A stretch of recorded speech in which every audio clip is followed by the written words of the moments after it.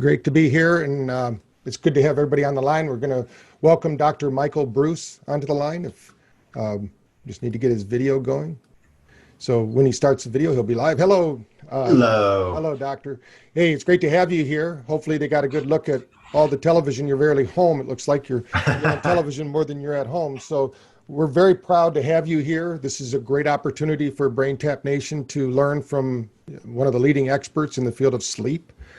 We've got some questions for you, but I want to give you enough time to really share what you think is most important. For those people, maybe if you want to give just a little background, hopefully they've read enough about you after our promotion. We have a good number of people, close to 800 people registered, so they'll be coming in. Amazing. So yeah, why don't you share a little bit about your background? What got you into sleep? I mean, of all the different things to get into. So first of all, thank you for having me. And I want to say big hello to BrainTap Nation. I'm a member. I'm a proud card-carrying member of the BrainTap Nation. I'm using BrainTap myself, and I enjoy it quite a bit.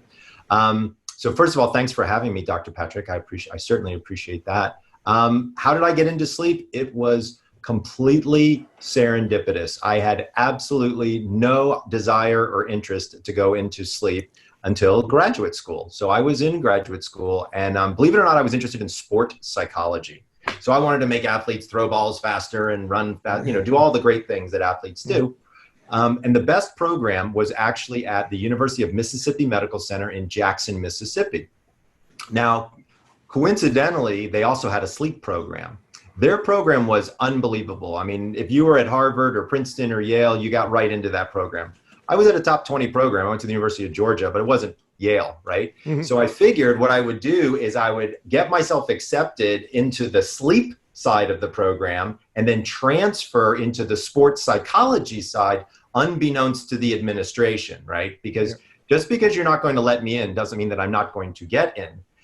So I decided that was what I was going to do. Now, the good news for me is I'd been working in the electrophysiology laboratory for my entire graduate school career. So I knew how to, open up and take apart and put back together EEG, EMG, all the different waveforms and things like that. So the sleep equipment was a natural fit for me. Got to tell you something. By day 3, I absolutely fell in love with clinical sleep medicine. And I knew that the sports psychology path was simply not going to be for me. So what ended up happening was, I got to tell you, I help people like this. It's unbelievable. You change somebody's sleep and you change their life. And that's really what was attractive to me about sleep disorders, sleep medicine, things like that, was the speed at which we could help people and the effectiveness of helping people. I mean, it's really amazing that when somebody just changes the way they sleep, it literally affects every single thing that they do. And to be fair, it hasn't let me down as a career. I mean, every single time something crazy happens in the universe, guess what? People aren't sleeping. So, there's lots and lots of patience out there for me, for sure, and lots of opportunity to educate. And that's really what I'm about. So thank you again for having me on your show today. That's great. Well, we have quite a number of people getting on, and our biggest listening every month we actually record who's listening to what on our program, and probably our top 10 is always 5 of them are our sleeping programs. I mean, people are using BrainTap to sleep better, so it's not unusual for us to have so many people sign up for this webinar to learn from you, maybe how they can do it. So let's start. You can start where you want, but I know one question people are going to ask is, what does a sleep doctor do before bed to get ready for sleep? Because they want to know, there's got to be some special formula that you use to get a deep sleep. So let us know. So absolutely. I'm more than happy to share my personal routine. But also remember that sleep is an individual process, right? And so one of the things that I talk about with people all the time is your sleep, and even sometimes your bed partner's sleep, can be dramatically different. You can go to bed at different times, you can get different amounts, and that might be perfectly normal thing to do. So let's do a quick little biology lesson in what is sleep, how does sleep work in the brain, and then how can we together discover some things for each other that can help with sleep, right? So step number 1 is looking at the brain in terms of there are 2 distinct systems for sleep. One is your sleep drive, and the other is your sleep rhythm. right? So these are two very different areas in the brain. One makes you feel sleepy. One basically tells your brain it's time for bed. Turns out that both of these have to be in sync, or you end up with a sleep disorder, or what I call disordered sleep, right? And so disordered sleep is not, I don't have apnea, I don't have narcolepsy, I don't have restless legs, but you know what? I go to bed, I wake up, and I don't feel so hot. I want to fix that. That turns out to be the area of expertise that I play in a lot. And fortunately, that's where BrainTap appears to have a tremendous value for so many people. So when you look at disordered sleep, there's a lot of different things to kind of think about, but there's some metrics that I want to give everybody that we can now use in order to actually do something practical right here, right now during the show. So first of all, people need to know that when you fall asleep, you go from wake to stage 1, stage 2, down into stages 3 and 4, back to stage 2, and on into REM sleep. That little maneuver, or those dance moves, if you will, are very specific, and it takes approximately 90 minutes to get through a sleep cycle. In order to know the number of cycles, you count the number of REM periods throughout the night. The average individual has 5 of those REM periods. So the 90 minutes and the 5 turn out to be critical pieces of data, because now I'm going to teach people how to use that information to figure out when to go to bed and when to wake up. So what do? Everybody's got what we call a socially determined wake-up time. What is that? In my house, that's what time my Chihuahua and my French Bulldog, who, yes, sleep in my bed, wake up and need to go out. So if I don't take them out, it's going to be a mess. So I'm up around 6:15 and getting things going around 6:30 for them.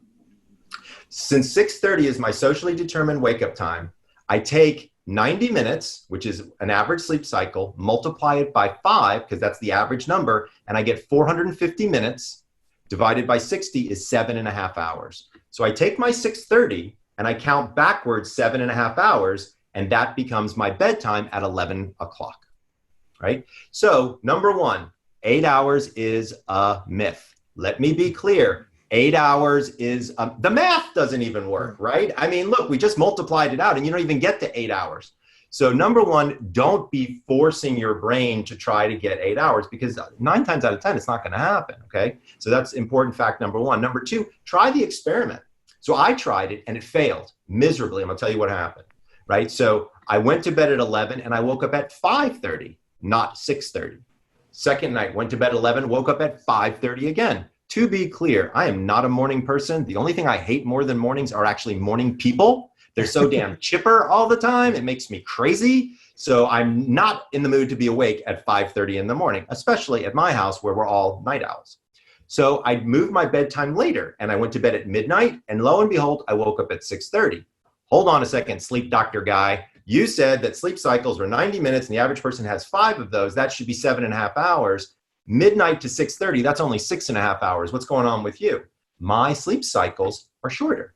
Why are my sleep cycles shorter? That's an individual difference for me. So I had to play around with this experiment, but that's the beauty of the experiment, is all of us can play around with the experiment. Pick your wake up time, count backwards by 7.5 hours, and go to bed then. If you can wake up within 5 minutes before your alarm goes off, you figured it out. If you still need an alarm after 5 days, go to bed a half an hour earlier. If you're waking up an hour before, like me, go to bed an hour later. Figure this out, and what you will discover is you will fall asleep more quickly, you will actually have higher quality sleep, and you'll wake up naturally feeling more refreshed. So now so that's what I do to figure out my bedtime. So I figured out I go to bed at midnight, I wake up at 6:30. So now the next question that you asked me is, well, Michael, what do you do before bed? Right? Like, what's your bedtime routine? What should people be thinking about before bed? Okay. So let's talk about that for a second. So I don't believe that sleep is an on-off switch. I think it's more like slowly pulling your foot off the gas and slowly putting your foot on the brake, right? There's a process that has to occur there. And it takes about 20, 25 minutes. You know, people need a little runway, right? To land the plane, if you will, okay? So instead of saying, I'm just gonna sit and watch TV until I'm exhausted and I'm nodding my head and then I'm gonna wander upstairs, what I do is I take that hour before bed and I chop it up into 3 20-minute segments.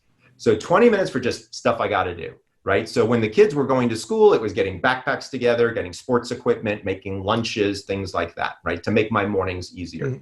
Step number 2 is hygiene. Take my shower or my bath, get ready for bed, and then 20 minutes for some type of meditation, relaxation, prayer, brain tapping this is the perfect time to do something like that just before bed. To be fair, don't get one of the wake up programs and listen to it at night, because you will be up. I promise you, I have made that mistake before. You want to really look at the sleep related programs, because again, what this does is it gives you that runway and kind of allows you to get there. So that's kind of my bedtime routine. And my morning routine is a little bit different. So in my morning routine, I do different things. First thing I do is I scoop up the Chihuahua, I grab the French Bulldog, and we head out, right? So number one thing I do is I drink water. I try to drink water and get direct sunlight exposure within 15 minutes of waking up, not caffeine. And I'll explain to you why. So what people don't realize is that in order for the brain to wake up, cortisol and adrenaline lift quite a bit in order to pull the brain out of a state of unconsciousness. Well, if you've already got cortisol and adrenaline running around in that big noggin of yours, adding caffeine to that does almost no good. Because if you compared them, that's like comparing cocaine to weak tea, right? In terms of how powerful these things are. Wait 90 minutes. During that 90-minute period of time, drink some water and get some sunlight. Dr. Bruce, what's the science behind water and sunlight, or is that just a good thing to do? No, there's real science here. Most people don't know sleep is actually a dehydrative event. You actually, from your breathing and the humidity in your breath, you actually lose almost a full liter of water every single night, right? So your body wakes up dehydrated. Guess what, guys? Caffeine is a diuretic. It makes you have to pee. So you've got a dehydrated body. Why would you put something in that would cause you to have to become more dehydrated? This is where the water comes in. Water first in. What about the sunlight? Is that just a good thing to do? No, there's science behind it. So when sun hits a particular type of cell in your eye called a melanopsin cell, it actually turns off the melatonin faucet in your brain. Melatonin, remember, is that key that starts the engine for sleep, right? We love it at night. It's no bueno at 7 o'clock in the morning. We want that sucker off, right? Sunlight, easiest way to do that. Bam, hits the eye and you're good to go. And guess what? Vitamin D. Vitamin D is a circadian pacemaker. So this is also quite helpful for you. So the water and the sunlight do multiple things from a science perspective to help you wake up and get energy. Now, there's a lot of other things that you can do. One of my favorite things is actually to use the Brain Tap Wake Up at this time, but I've modified it a little bit. So what I do is, I know this sounds a little crazy, but I do this anyway. And I don't have any data for this part of my talk, but I do it, and I'm just going to admit it to everybody that I do. When I go outside with my dogs, I take off my shoes, I put in my earbuds so I can listen to the wake up, and I put my feet on the earth. I don't know why that feels so damn good, but it just does. And I'm listening and I'm breathing and I become centered for the day and I become present for the day. And that is how I start my day with a good day. So I would argue it helps to be in Santa Monica too, to do that every morning. So, you know, it doesn't hurt when I live by the beach. That is true.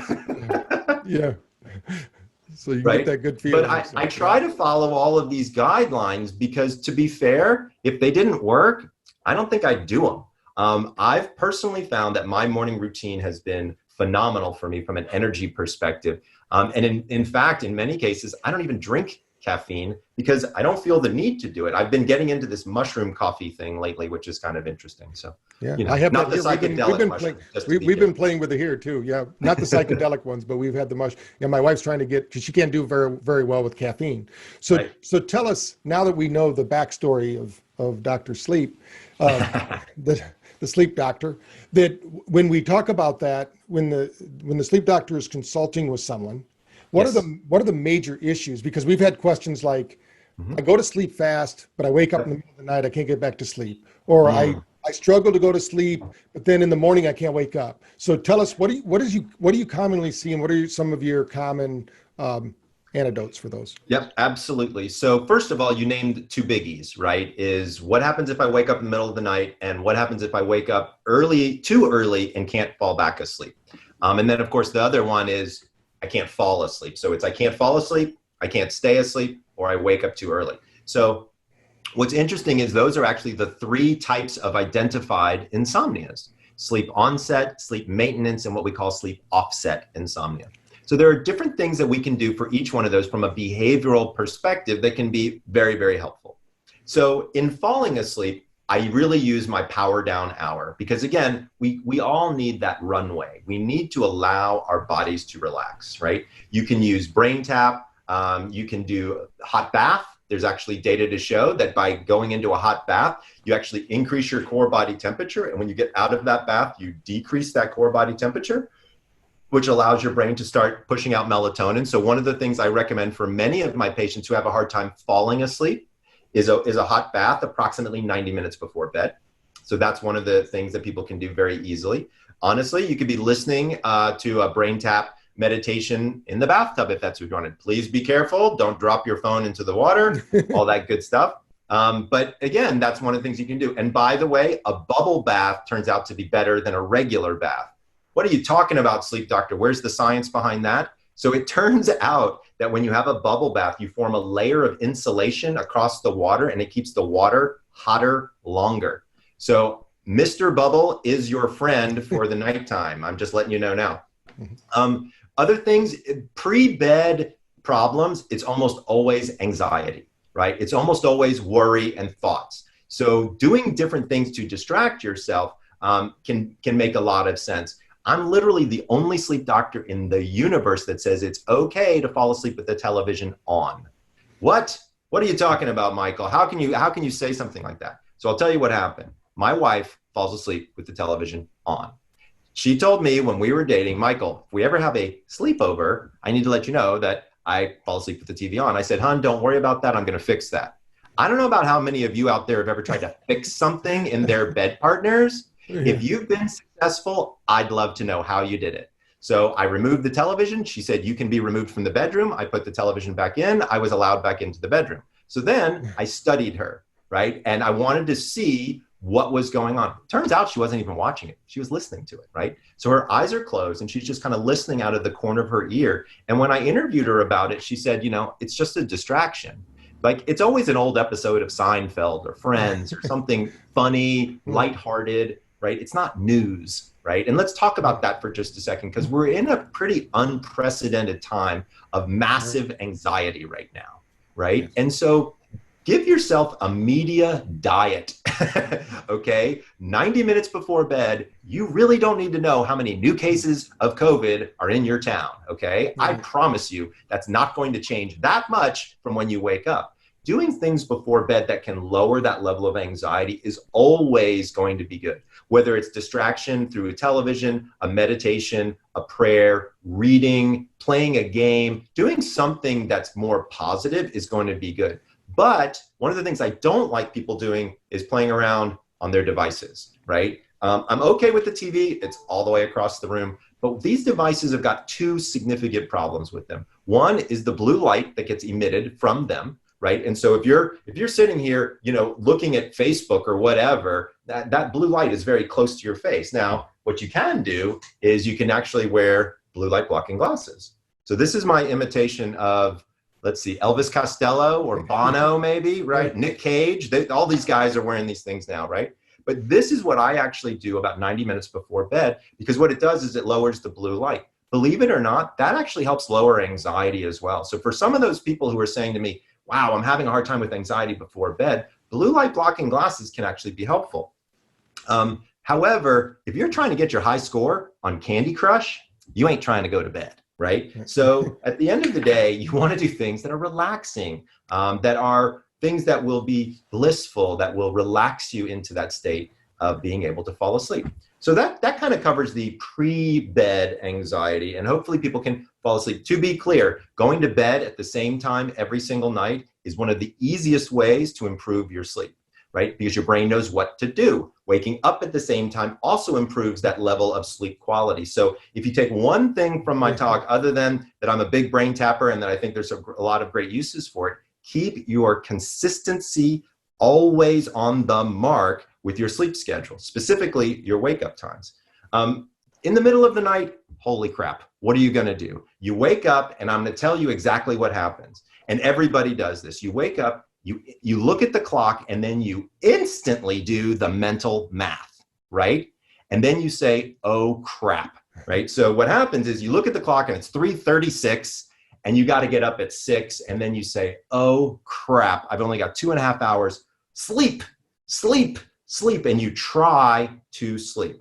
So let me tell you about trying to sleep. I believe personally that sleep is a lot like love. The less you look for it, the more it shows up. You know how like you're out there looking for a partner or something, you can never find the right person. The second you stop, that awesome individual enters into your life. Sleep is the same way. When we're trying and trying and trying, we're trying too hard. So in the middle of the night, when you look at that clock, change the script, make it positive. So this is going to sound a little woo-woo, but I'm telling you, I've got some interesting data to show people. But in the middle of the night, instead of saying, oh crap, I only have 2.5 hours left to sleep, if you change this mentally to say, you know what? I am excited. I've got 2.5 hours to take an awesome morning nap, get a little bit more rest. If I don't, I'm going to lie here and allow my body to rejuvenate and just chill out. Here's what ends up happening is you lower that level of anxiety, which physiologically lowers your heart rate, lowers that level of arousal, allows you to fall back to sleep. A couple other things that I do in the middle of the night for my patients is I do 4-7-8 breathing techniques. So this is a well-known military technique for breathing. You breathe in for a count of 4, hold it for a count of 7, breathe out for a count of 8.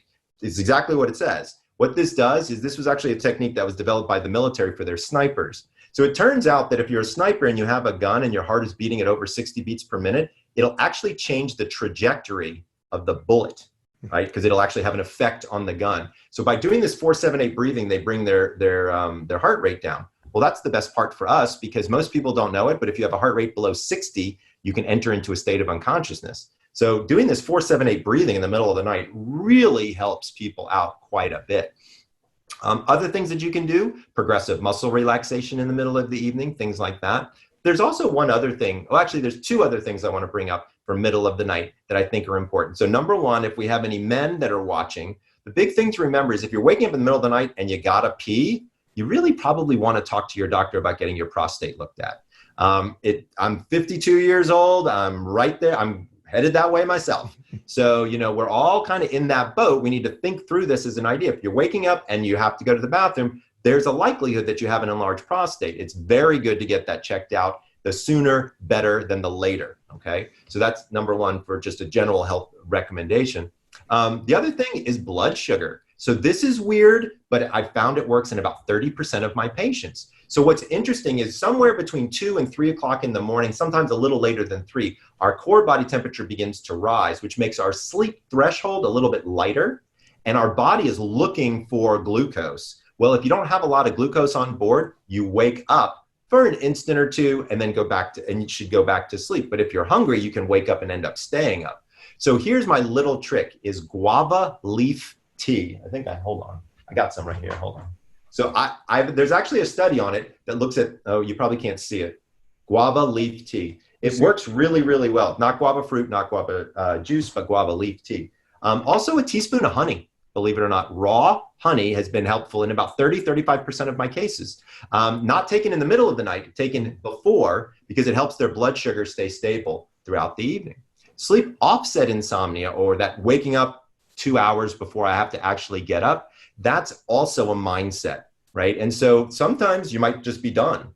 By the way, if you wake up within about an hour of when you're normally going to get up, go ahead and get up, all right? Because lying there, all that happens is you'll finally fall asleep after about 25, 30 minutes, and then you'll literally feel like you were asleep for 3 seconds, and then you're gonna wake up and you're not gonna feel very good. So anything less than an hour before your wake up time, just go ahead and get out of bed and start your day.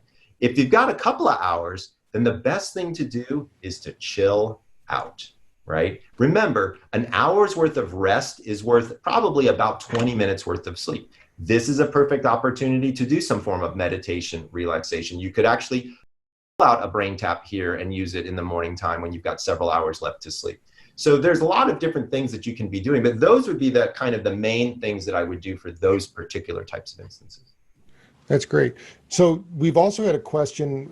Some people, when they snore, like we had one question come in, they said their husband's snoring has gotten worse over time, but they've been diagnosed that they don't have sleep apnea. So what's causing those things and what do you recommend people do about snoring?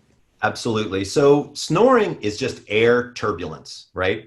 And so if you've ever been in the garden and you put your thumb over the end of the hose, you notice that the water squirts out faster, right?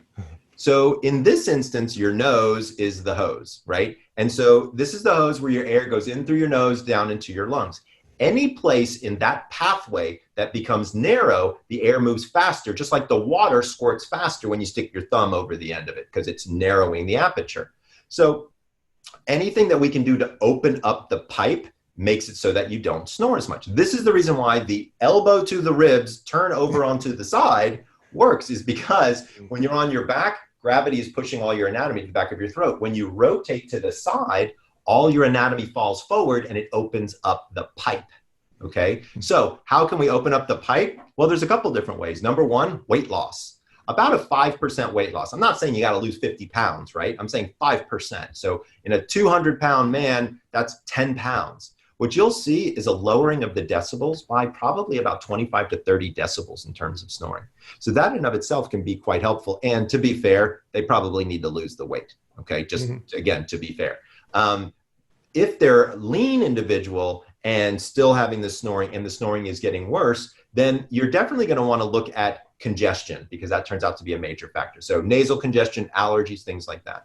One of the many things I have my patients do is use a saline spray, just a saltwater spray right before bed in their nose on either side to irrigate that area and to get all the gunk out.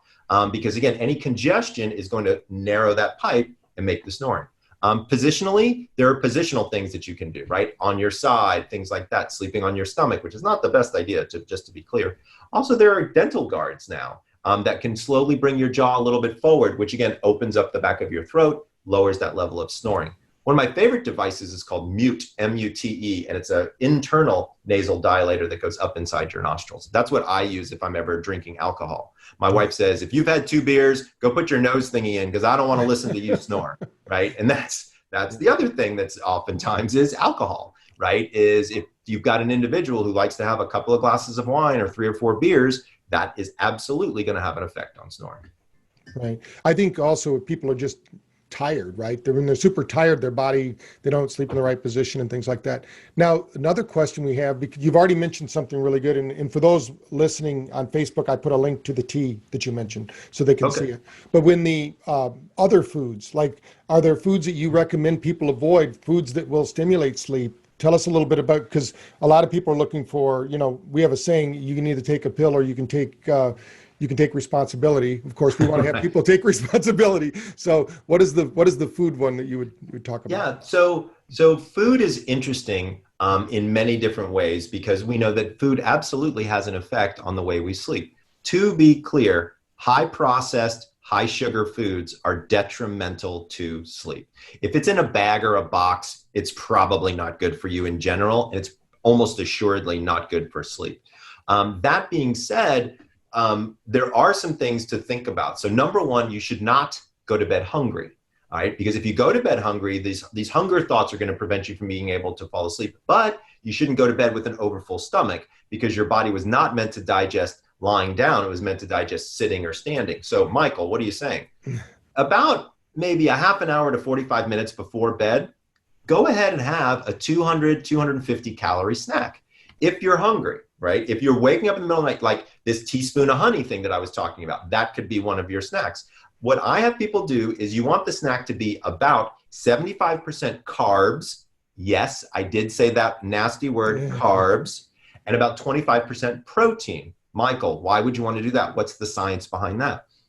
The science is simple. Carbohydrates upon ingestion raise serotonin. Serotonin is the calming hormone. So it actually helps relax you. This is, by the way, why we call those things comfort foods, right? That's why mac and cheese tastes so damn good, right? Is because it increases that level of serotonin and calms us down. But there are many healthy foods that you can have that can be good. An example is I might have like an apple with some nut butter on it, like almond butter or, like a natural peanut butter. A bowl of non-sugar cereal would be, with grass-fed milk on 2% fat or something like that. That would be a good snack. So thinking about something small, again, 200, 250 calories before bed can actually work out quite well for you. But there are some things to avoid, right? Obviously, anything that's got caffeine. Now, to be fair, people always ask me about chocolate. My wife told me when we got married, if I ever on any platform tell people that they cannot have chocolate, there will be an immediate divorce in my household. So I had to figure this one out. It turns out the good news is most chocolate doesn't have enough caffeine in it to really make a tremendous difference. But here's the thing. People have different sensitivities to caffeine. I had one patient, if she ate 2 chocolate kisses, she was up all night. I had another one that could eat 6 Hershey bars and go straight to bed. So understand and know what your limits are from a caffeine perspective and a sugar perspective, because that's going to be one of the things that's important to kind of think through that as an idea. Believe it or not, there are now companies that are making sleep-friendly foods and snacks to eat before bed. And we can give people some links to some of those that are kind of fun as well. But that's what I'm thinking about, generally speaking, when I'm thinking about foods. Now, when we look at dinner, we should also look at some form of a sleep-friendly dinner. What is good and sleep-friendly in dinner? Anything high in omegas, right? So tuna, salmon, all the fishes are actually great for sleep. Also, whole vegetables like broccoli, cauliflower, those types of vegetables, zucchini, squash, all of those are very pro-sleep. Interestingly, cheese is not. So specifically, soft cheeses had something called tyrosine in them, which can actually be very alerting. So you want to, again, watch out for some of that stuff and look for what's in the sauces, because sometimes when something's overly spicy, that can cause stomach upset, which can then disrupt your sleep, right? And can cause crazy dreams, which can disrupt your sleep. So thinking through some of those ideas makes a lot of sense. In my second book, The Sleep Doctor's Diet, Lose Weight Through Better Sleep, I actually give you an entire set of recipes that people can look at. That's great. Now, you talked about this at the very beginning in a kind of a little bit different light, but we're getting some questions on what happens if we're only getting 6 or 7 hours sleep. Is that going to hurt long-term health-wise? You kind of went over it, but maybe you can summarize it again for the listeners that weren't on earlier. Absolutely. So look, bottom line, okay, is anything over about 6 hours, you're probably good to go, okay? Now, if you have a medical impairment, well, then you might need more sleep. If you're sick, if you've gotten COVID-19, whatever's going on, you may need more sleep than that, okay? Remember, sleep affects immune function specifically. The number of killer T cells that your body produces is all produced during stage 3-4 sleep. So when you cut out your sleep, you are lowering your ability to fight infection. So you really want to think through this idea of if I only can get 6 hours of sleep. Right now, almost everybody out there can get the sleep that they need because they're not traveling and doing those types of things. But when we get back to the real world, what's the answer to this question? My answer to the question is, how do you feel when you wake up from 6 hours of sleep? If you feel like the first thing you need to do is grab a cup of coffee, then no, you need more sleep, okay? Your body will not lie to you. You know the answer to this question. Now, what's going to happen long term? So you say, okay, I get it, Michael. But what's going to happen to me long term? Well, that's easy. You're going to be more medically frail. You're going to have more depression. You're going to have more anxiety. You're certainly going to gain weight uncontrollably, by the way. Your motivation for exercise will lower significantly. So if you keep on the path of not giving your body what it's asking for, your body's going to react. Here's the big thing that I want people to understand. Sleep is healing, period. Why would you ever want to deprive your body of healing? Like, would you break your arm and then say, you know what? I only want 3/4 of a cast. That's all I want. You know, I only want half of my medication that's going to help me with my pain. Maybe you do, maybe you don't. But you understand what I'm saying here, right? Is you really need to think through what your sleep need is and getting it. Yeah. That kind of gives us our next question, because also being asked, people take different sleep medicine. And I know Dr. Oz once said something about we only get like 5 or 6 minutes worth of sleep when we take this, but I don't know how true that is. But what can you tell? They're talking about ambient and different things. What can you tell about the effect on sleep of those? Absolutely. So let's be very, very clear for a moment here. Pharmaceutically induced sleep and natural sleep are 2 different animals, okay? Also, to be clear, if you are on a prescribed sleep aid, there is nothing wrong with that. That is a decision that you make between you and your doctor, okay? Ambien, if you don't get sleep, and Ambien's the only way that you get sleep, I'd rather you get Ambien-related sleep, let's just be, again, very, very clear about this. I've got patients who've been on Ambien for 15 years when they show up on my doorstep sometimes. So we've also got this lengthened period of time when people are on medications. Now, again, I had a client yesterday and they said to me, Michael, I'm taking Adderall in the morning for my ADD. I'm taking Ambien at night. This is crazy. Get me off of this type of thing. Well, if you're thinking about those types of things, then you have to work with your physician and have a very specific tapering schedule. This is not something that you do cold turkey. Again, are there appropriate times for prescription sleep aids? You bet there are.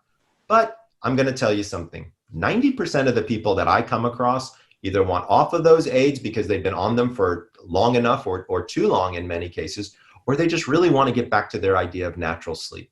So I don't have a problem with it, but just to be clear, it's a different type of sleep. Okay. We have a question that someone has here. They're talking about narcolepsy.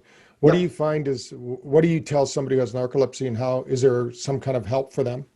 There is, absolutely. So it turns out that narcolepsy is a brain disorder, and it actually is where you get really light, crappy sleep at night, which makes you so tired during the day. We used to think that you get these sleep attacks during the day, but it turns out those sleep attacks are just a buildup of really, tons and tons of sleep deprivation. So and this is going to sound crazy, but what we do for narcoleptics is we actually give them medication to make them sleep. You'd be thinking, that sounds completely paradoxical, right? I mean, narcoleptics are like, falling asleep in their soup type of thing. Not really the case. So number one, narcolepsy is on a spectrum. There are mild, there are severe. You could be sitting next to somebody with narcolepsy and you'd have no idea. But what we're doing now is we're giving special treatments at night and then stimulants during the daytime to keep them awake. This is all done by a neurologist who's also board certified in sleep. So if people are looking for and seeking treatment, you want to go to www.sleepcenters.org. And at the top, you can put in your zip code and it'll tell you about an accredited center near you. Right. Also, I just feel compelled to say this. If you're going to one of our BrainTap doctors, have you listen to the SMR training. That's what we designed for narcolepsy. So that's a brainwave just before waking up that as we get better looking and more intelligent with age, it atrophies. So, and that's why it has to do with balance and that. But I think right on with what you're saying. Now, a few people have requested that you review over for us again in the middle of the night. We wake up, we're going to do this military breathing. So go through that again, because we've gotten quite a few people asking for a recap. Okay, so we're going to all do it together right now. All right, so we're going to do it. We're going to do a demo live for everybody, all the brain tappers out there. Ready? So you breathe in. You're going to do it with me, okay, Patrick? So we breathe in for a count of 4. 1, 2, 3, 4. Hold 2, 3, 4, 5, 6, 7. Out 2, 3, 4, 5, 6, 7, 8. In, big breath. 2, 3, 4. Hold 2, 3, 4, 5, 6, 7. Out 2, 3, 4, 5, 6, 7, 8. Breathe in again. And that's the method right there. It's 4, 7, 8. It's literally just the numbers, right? And you just do it by seconds. Now you'll notice that I was a little bit slower on the 4 to allow for a big deep breath in, and I was a little quicker in the pace on the hold and the release. What this does is it pulls all the excess carbon dioxide out of our lungs. A lot of us are shallow breathers. We don't take these big, deep, enjoyable breaths and let all that out. And so this is one of the ways to dispel that carbon dioxide, get fresh oxygen in, and dump that heart rate. Yeah. And for those listening that might have heart rate variability on their phones or smart watches, if you do this breathing, you're going to find you're going to lower your heart rate. I mean, you're going to be able to watch it go down. So that might be something fun. Yeah, so that's really good. So someone is saying they only get about 4 hours sleep, and they've only been doing that 4 hours for 3.5 years. Right. And they followed sleep hygiene, but they want to know how can they make themselves fall asleep. And they're getting depressed about it, of course, and they're ending up with, basically confused and a little dementia, maybe even because they're not getting enough sleep. Yep, I completely understand where you're coming from. When somebody turns to me and they say that they only get 4 hours of sleep a night, they need to seek professional help, period, right? You need to talk with your doctor and let them know what's going on, and then see a sleep specialist like myself. Now, to be fair, you may not end up on a prescription sleep aid. You may end up with something called cognitive behavioral therapy for insomnia. This is now, believe it or not, available online. There are several very reputable companies. There's one called Shut Eye. There's one called, there's a couple of them. I'll get you some resources and we can get them out to this individual. But don't worry, there's available resources. But when you tell me you're only sleeping 4 hours, I don't want to throw out a piece of advice. I want you to seek help from a professional, because I think that's going to be better for you. Right. So people are asking also, what do you think about things like amino acids or like GABA, magnesium, valerian? Yeah, tell us a little bit about those natural. Absolutely. So I've actually studied all of them. And my goal has always been, number one, we want to make sure that the vitamins and minerals that are required for our bodily function are at the right levels. So we always start with 3 different things. We look at magnesium, we look at magnesium, iron, and vitamin D. Those are the 3 big ones that I always want to look at with people. So I usually do blood work and we find out if they're deficient. Then we bring them up to the right level. So what do I do in the morning? Every single morning, I personally discovered that I have a vitamin B, as in boy, deficiency. So what do? Is I take 250 milligrams of vitamin B in the morning. I take my Bs in the morning because they tend to give me energy. Then I have 5,000 international units of vitamin D3 in the mornings. And then I do take my omegas in the mornings. So I'm actually and by the way, I have magnesium with my vitamin B in the mornings. Most people like to take their magnesium at night. I got no problems with that, but you want to make sure that you've got magnesium, vitamin D, and iron covered for you personally. Then if those are at the right levels and you're still having difficulty sleeping, that's when you would institute something like a GABA, an L-theanine, or a valerian, something like that. I've actually written extensive articles on all of these different ingredients on my website. So we can refer people back to thesleepdoctor.com on my blog. And I've done everything from melatonin to valerian to L-theanine, jujubicide, magnolia bark, like literally anything you can think of. I've written about a 2,000-word article to give you all of the understandings, where it works, where it doesn't, dosage recommendations, things like that. So, Sleepio, yes, somebody found it for me. Yes, Sleepio is the name of the other one that's online that's really quite good. Thank you, Anita. Yeah, I'm going to put in the Sleep Doctor into the notes section. Everyone who's on this call should go to thesleepdoctor.com, get his emails, read his blogs. If you're on this call, that means you have an interest in sleep, and you've got the master here who can give you weekly. It's something that you don't want to eat it like an elephant. You want to take it by small pieces. And I love the way you deliver it on your website. Oh, thank you, Pat. I appreciate that. Yeah. So when we talk about, some people get woke up, of course, because they're experiencing nightmares or some psychological issues. What do you recommend for that? Of course, we have BrainTap, but how would you recommend other than BrainTap? Absolutely. So nightmares in particular are a very interesting scenario. And to be fair, there are a lot of people specifically right now that are having some crazy dreams, right? We're calling them quarren dreams at this point now. It's like a Star Wars thing or something. I know, right? Exactly. Tryptophan for turkey. It's a myth. You'd have to eat a 46-pound turkey to get enough tryptophan to actually make it work. So let's get back to, nightmares. Yeah. So there's actually a treatment modality for nightmares that's been developed by Dr. Barry Krakow at the University of New Mexico. And it's called an imagery rehearsal retrainment. It's fascinating. So what we have people do, and I'm about to put a blog out about this in particular, is we have them write down every aspect that they can remember of their nightmare to the detail. Somebody's coming after me with a bloody knife, and it's my ex-wife and my ex-mother-in-law, whatever, right?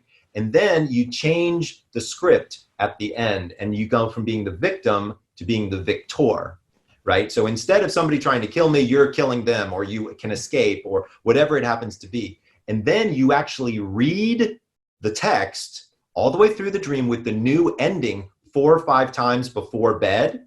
And over the course of 5 to 10 days, it actually changes the content of the dream, which is really cool. Also, when we were talking before, having happier thoughts before bed or more positive thoughts before bed, there's actually a great article looking at optimism before bed. And it shows that not only do you fall asleep more quickly, but you have more pleasant dreams. So again, doing things that are optimism related and positive related are always, always, always going to be good. I see a question here from Joshua who asks about lucid dreaming. Is it okay if I hop on and answer that one? Go for it. So lucid dreaming, for folks who don't know it, is when you wake up inside your dream, but you're still asleep. So you actually get a level of consciousness and you recognize, holy cow, I'm in a dream. Now, what's fascinating about lucid dreaming is this is a skill that you can actually develop. So I've personally been a lucid dreamer my whole life since I was very young. It's not something I've ever been able to turn on or turn off. It just seems to happen every once in a while. The two most popular lucid dreams are flying and becoming intimate with a super duper, very attractive person. So like a supermodel or whatever. Those are the two biggest, the most well-known lucid dreams. It is a skill set. It is something that you can learn to do. Believe it or not, there are online courses and weekend courses in this. My friend, Dr. Stephen LaBerge, is the first person to actually document lucid dreams, and he's the one who puts on the courses. It's pretty funky, but it's a lot of fun. That's great. I'm sure people would love to have an online sleep camp or something where you could take them through some of these things. I know that for those people that were asking about snoring earlier, if you go to thesleepdoctor.com, you'll see you actually can take a quiz on his website. You can take the snoring quiz. So you can probably get your questions answered there. And there's a lot of other resources there. So head on over there after this call and sign up for what he's got going on over there. And you'll get some in-depth information and get some cutting edge information because you're always out there learning, developing. I mean, that's why they keep you on television so much. Yeah. So we have a few minutes left before we end the call today, but what have I not asked you? What would you like to share with BrainTap Nation about yourself or about sleep, about what's going on in the world today? Just it's your time. Absolutely. So first of all, thank you. So first of all, this is arguably one of the most unprecedented, crazy times in our lives. And it's having an effect on everybody and specifically their sleep. There's a lot of reasons why, but I've got some recommendations of things that people can do starting today that can be super helpful with their sleep, right? So it's 5 steps. I'm just going to lay them out there for everybody and you'll figure it out really quick. So step number 1 is to stick to one wake up time. During the day, during the week, during the weekend, always the same. So if you get up at 6:30 like me on the weekend, during the week, you're getting up at 6:30 on the weekends. This keeps your circadian pace going. So stick to one wake up schedule. Step number 2, stop caffeine by 2 p.m. Why? Because it'll have an effect on your ability to fall asleep and the quality of the sleep that you're getting. Step number 2, stop caffeine by 2 p.m. Step number 3 has to do with alcohol. We didn't really talk much about alcohol this time. Alcohol lowers your ability to function from an immune perspective. It also lowers the physical restoration of sleep. Stop alcohol 3 hours before bed. Doesn't mean you can't drink. Drink 1-2 glasses of wine, maybe a third, but that's about as far as you want to go because it's really going to have an effect on your sleep. Wait 3 hours before bed. Step number 4, exercise every single day. It's the easiest way to improve the quality of your sleep, but you don't want to exercise too close to bedtime. So step number 4 is to stop exercise within 4 hours of lights out. And step number 5 has to do with my morning routine, which I've already told you about, which is grab a bottle of water, go outside and get 15 minutes of sunlight every morning. So remember, step 1, stick to one wake up time. Step 2, stop caffeine by 2 p.m. Step 3, stop alcohol 3 hours before bed. Step 4, exercise daily, but stop 4 hours before bed. And step number 5 is go outside, give the sun a high five, get 15 minutes of sunlight while drinking a bottle of water. How's that? That's great. Well, Dr. Bruce, this has been awesome. I think you've answered a lot of questions. Awesome. They'll be able to replay it. If you're watching this and you have some additional questions, then please get them to us here at BrainTap. We'll make sure that we get Dr. Bruce in his spare time to answer all your questions. That's what he does. But we'll get them answered. You've done a great job. You can go buy his books at Amazon. They're all available there. You can go over to his website, thesleepdoctor.com, log in, be a part of the program, and do it. So also, for those that haven't been involved with BrainTap yet, if you go to braintap.com/ sale. You're going to see a special sale. We don't do sales very often, but we thought we're bringing the sleep doctor out, and we figured we might as well give you all an ethical bribe here at the end and go there, see if it's something you want to take part in. It's a great deal. We usually never do sales. So those of you that have been following BrainTap, you've probably never seen us offer a sale. We did it one time last year.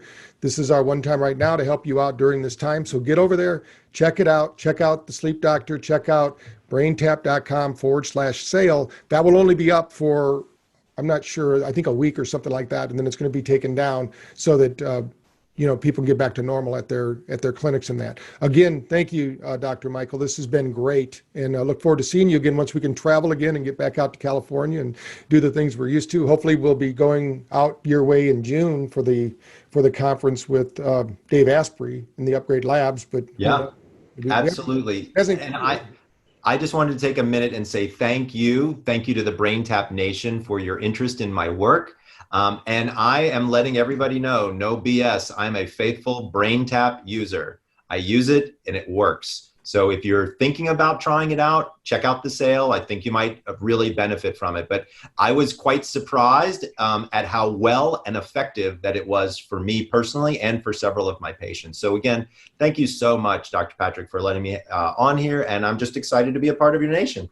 Yeah, that's great. Well, thank you. I know that one of the sleep aids that you were at the Consumer Electronics Show we have in our bedroom, of course, and my wife measures her sleep with it. I have to rely on my ring.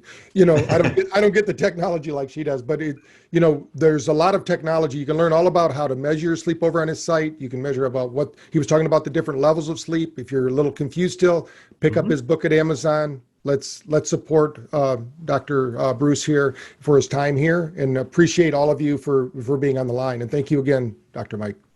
Absolutely. This is Dr. Michael Bruce, the sleep doctor, wishing everybody out there sweet dreams.